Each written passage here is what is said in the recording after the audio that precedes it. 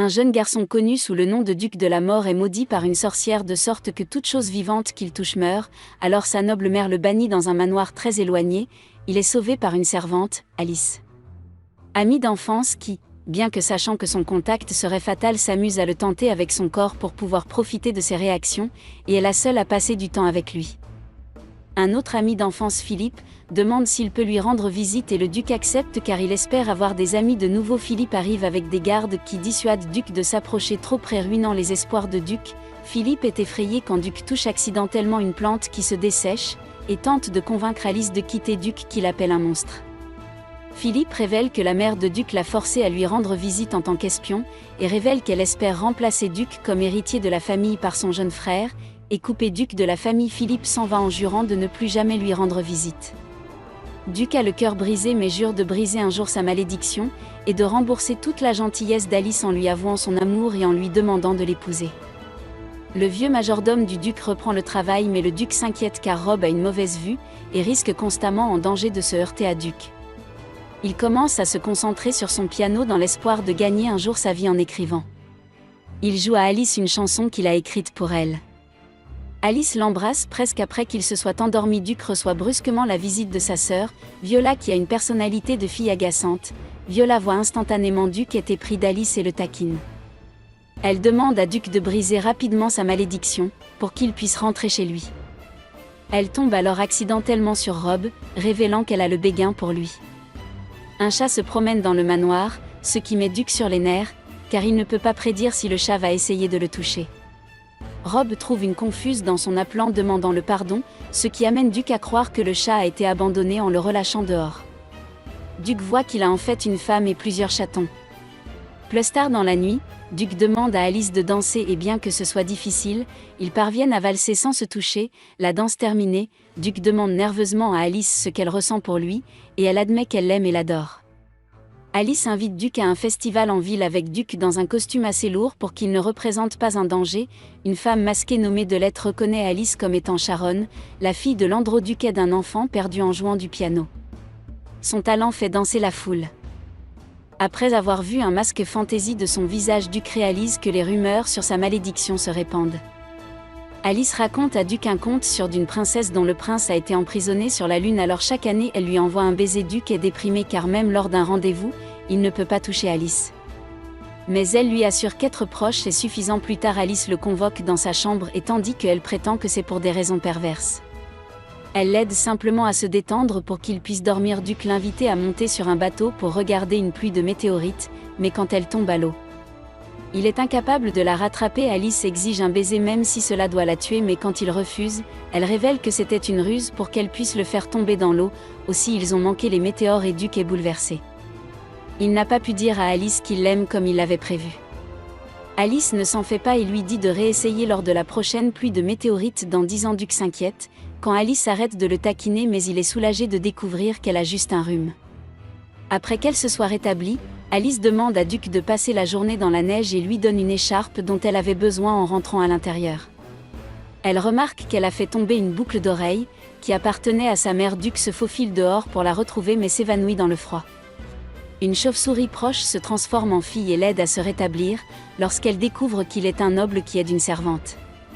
Elle décide qu'il a du potentiel, utilise la magie pour trouver la boucle d'oreille et se présente, comme Kuf, une sorcière. Le Duc l'invite à l'intérieur où Alice est heureuse d'avoir trouvé sa boucle d'oreille. Kof explique qu'elle se méfie des humains, car les chasseurs de sorcières ont tué ses parents et qu'étant à moitié humaine, les sorcières l'évitent donc elle n'a jamais appris les malédictions. Elle révèle que son amie pourrait savoir quelque chose, mais quand Duc lui a suggéré qu'elle semble vraiment aimer son amie, vu qu'elle lui fait confiance, elle saute par la fenêtre et disparaît. Alice se rappelle l'une des dernières fois où Duc a pu la toucher en la défendant contre des brutes et il a dit que la neige la faisait ressemble à une fée des neiges. Viola rend visite, et déclare qu'Alice doit apprendre à faire un joli visage. Malheureusement Alice est déjà maîtresse dans l'art d'être mignonne avec Duc alors que Viola se ridiculise en faisant un visage mignon à Rob. Viola insiste pour aider Alice à cuisiner, mais elle est toujours distraite par Rob admet être jalouse que Duc ait des gens pour le soutenir dans sa malédiction, et lui rappelle qu'il doit trouver un remède avant que leur frère cadet ne devienne héritier. Duc emmène Alice à faire du patin à glace et rencontre un corbeau blanc qui se transforme en un humain nommé Zayn, un utilisateur de magie, et l'ami de Kuf. Il décide de prendre part au patinage où Duc devient jaloux de Kuf et Zayn qu'ils puissent avoir un contact physique, alors que Zayn est jaloux que Duc et Alice peuvent être honnêtes à propos de leurs sentiments. Kuf décide d'emmener Duc au prochain sabbat des sorcières.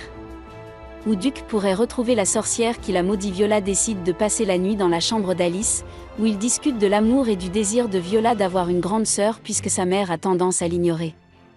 Alice conseille à Duc d'accorder plus d'attention à sa sœur. Dans le futur, Duc se rend compte que son jardin d'hiver est envahi par la végétation. Avec sa malédiction, il tue les plantes inutiles puis, bien qu'elles soient mortes, tresse les fleurs en une couronne. Pour Alice, un chat vole la robe d'Alice pendant qu'elle se douche, la forçant à porter le manteau du Duc et lui donnant ainsi de nombreuses occasions de le taquiner. Il trouve la robe ruinée, ce qui contrarie Alice car c'était celle que Duc aimait tousser. Et Zayn emmène Alice Zuken au sabbat déguisée en sorcière. Le Duc est surpris quand le sabbat s'avère être une réunion administrative qui ne dure seulement 5 minutes. Delette, le leader du sabbat, confronte Alison Duc en lui révélant qu'elle n'a rencontré la mère d'Alice qu'une fois, et qu'elle avait aussi rencontré Duc. Quand il était enfant, elle révèle aussi que la sorcière qui a maudit Duc est morte, mais elle était une magicienne de génie, donc la malédiction de Duc ne pourra probablement jamais être levée. Elle brûle alors leur déguisement, les forçant à fuir. Duc se demande pourquoi Zayn et Kuf les aident. Alors Kuf lui explique son potentiel et promet que leurs prochaines visites seront ses amis malgré les mauvaises nouvelles concernant sa malédiction. Duc est déterminé à trouver un remède. Alice achète un pot de sorcière pour faire une potion qui est censée enlever les malédictions.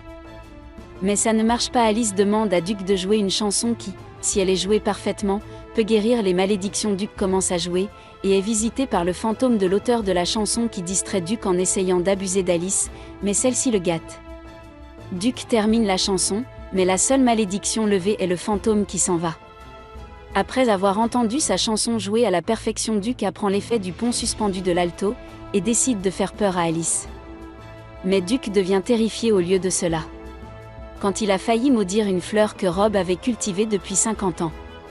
Rob est en fait reconnaissant en tant qu'un bijou appartenant à la grand-mère de Duc, et volé par une femme de chambre il y a des décennies, était caché dans le pot de fleurs et peuvent maintenant être rendus.